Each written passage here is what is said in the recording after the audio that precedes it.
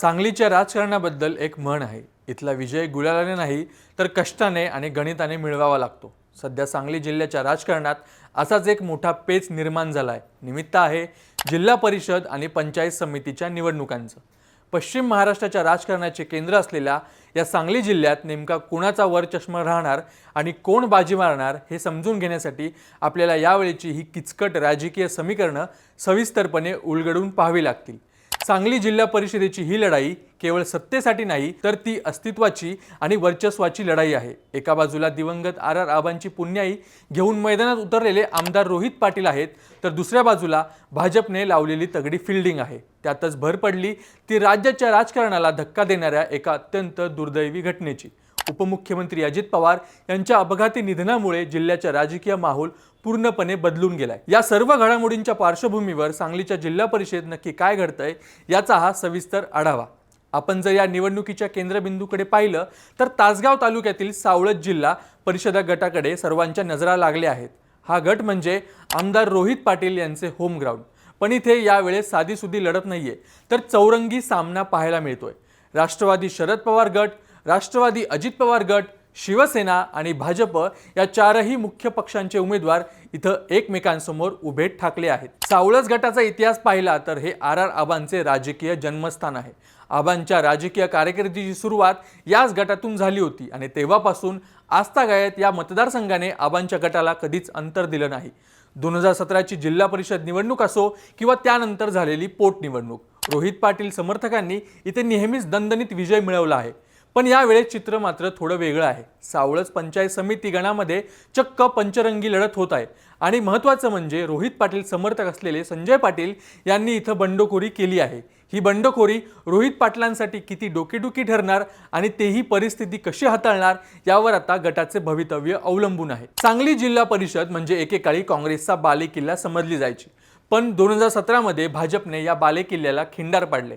60 पैकी 25 जागा जिंकून भाजपने पहिल्यांदाच जिल्हा परिषदेवर आपला झेंडा फडकवला आणि काँग्रेसची अनेक वर्षांची सत्ता उलथवून लावली। तो इतिहास पुन्हा घडवण्यासाठी भाजप आता पुन्हा सज्ज झाली आहे।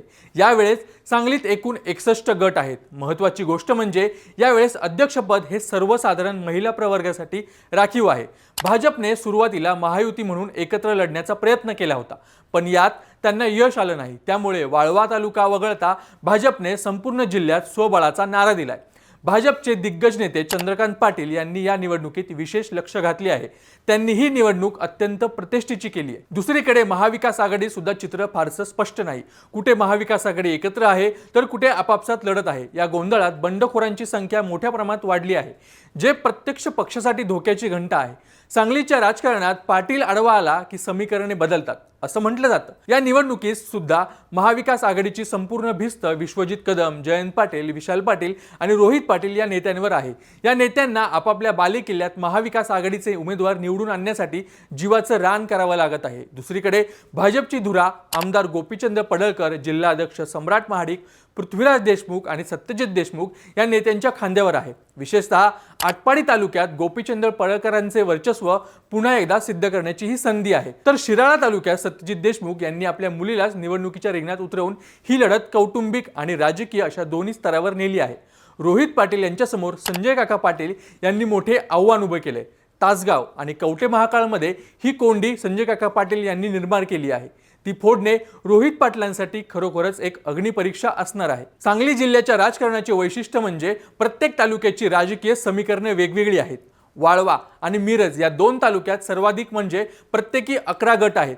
जयंत पाटलांच्या वाळवा तालुक्यात भाजपने कंबर कसली आहे। इथे भाजपने 5 जागा लढवण्याचे ठरवले आहे। उरलेल्या जागा शिवसेना आणि रयत क्रांती संघटनेला दिल्या आहेत। जयंत पाटलांना आपल्या बालेकिल्ल्यात रोखण्यासाठी भाजपने मोठी रसद पुरवली आहे।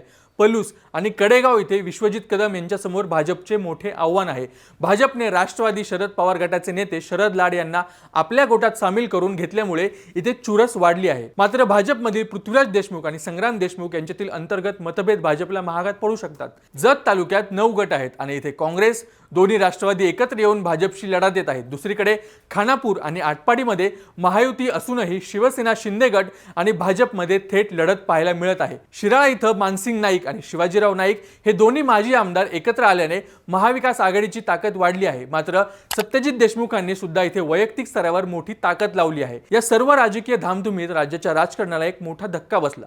उपमुख्यमंत्री अजित पवार यांच्या विमान अपघातात झालेल्या निधनामुळे संपूर्ण सांगली जिल्हा सुन्न झाला आहे। या घटनेचा थेट परिणाम जिल्हा परिषद निवडणुकीच्या प्रचारावर झालाय। सर्वच पक्षांनी आपल्या मोठ्या जाहीर सभा, रोड शो आणि जल्लोष रद्द केलाय। राष्ट्रवादी काँग्रेस, अजित पवार पक्षाने तर अत्यंत भावनिक निर्णय घेत विजय मिरवणुका सुद्धा न काढण्याचे जाहीर केलंय। आता प्रचाराची धुरा केवळ घरोघरी जाऊन मतदारांशी संवाद साधण्यावर आणि पत्रके वाटण्यावर अवलंबून आहे। कोणत्याही प्रकारचा डामडौल न करता मूक प्रचार करण्याच्या सूचना कार्यकर्त्यांना देण्यात आल्यात।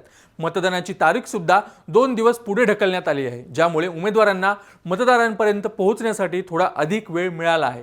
पण या भावनिक लाटेच्या निवडणुकीच्या निकालावर नक्की काय परिणाम होतो हे पाहणं आता उत्साहाचं ठरणार आहे। यावेळेस सांगलीच्या राजकारणात जनसुराज्य शक्ती पक्षाने सुद्धा लक्षवेधी कामगिरी करण्याचा निर्धार केलाय। त्यांनी मिरज, कवठे महाकाळ, जत आणि शिराळा तालुक्यात तरुण चेहरे मैदानात उतरवले आहेत। महायुतीत असूनही मिरज तालुक्यात जनसुराज्य आणि भाजपमध्ये थेट सामना होतोय। प्रस्थापित नेत्यांविरोधात असलेल्या रोषाचा फायदा घेण्याचे धोरण या पक्षाने अवलंबलेले आहे। त्यांच्या या भूमिकेमुळे प्रस्थापित नेत्यांची मतं विभागली जाण्याची दाट शक्यता आहे। सांगली जिल्हा परिषदेच्या या निवडणुकीत स्थानिक प्रश्न, नेत्यांची प्रतिष्ठा आणि अलीकडे घडलेली मोठी राजकीय दुर्घटना या सर्व गोष्टींचा प्रभाव पडणार आहे। 61 जागांसाठी 211 उमेदवार आपले नशीब आजमावत आहेत। भाजपला आपली 2017ची कामगिरी कायम राखायची आहे, तर काँग्रेस आणि राष्ट्रवादीला आपला गमावलेला गड परत मिळवायचा आहे। रोहित पाटील यांच्यासारख्या तरुण नेतृत्वासाठी ही निवडणूक त्यांच्या भविष्यातील राजकारणाची दिशा ठरवणारी असेल, तर जयंत पाटील आणि विश्वजित कदम यांच्यासाठी आपल्या जिल्ह्यातील वर्चस्व टिकवून ठेवण्याचे हे एक मोठं आव्हान आहे। महायुतीमधील अंतर्गत फूट आणि महाविकास आघाडीतील समन्वयाचा अभाव यामुळे ही निवडणूक अत्यंत गुंतागुंतीची झाली आहे। तुम्हाला काय वाटतं? सांगली जिल्हा परिषदेवर पुन्हा एकदा भाजपचा झेंडा फडकेल की महाविकास आघाडी आपला गड परत मिळवण्यात यशस्वी होईल? सावळजमध्ये रोहित पाटील आपली सत्ता टिकवून ठेवू शकतील का? तुमच्या प्रतिक्रिया कमेंट्समध्ये नक्की सांगा आणि अशा स्थानिक राजकारणासाठी थोडक्यातला नक्की सबस्क्राइब करा।